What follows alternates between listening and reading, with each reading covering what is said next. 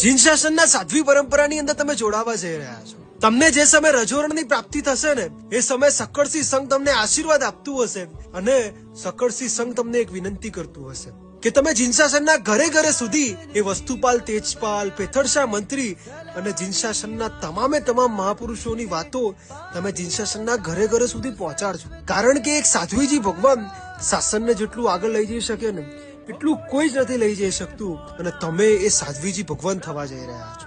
તો આજે તમને બસ ખાલી એટલું કહીશ કે એટલા મંગલ સંકલ્પો અને એવા મંગલ આશીર્વાદ લઈને તમે નાણની સમક્ષ ઉભા રહેજો. આગળ જતા તમારા થકી શાસનને કંઈક લાભ જાય તો જાય જવા દઈશું પ્રભુ.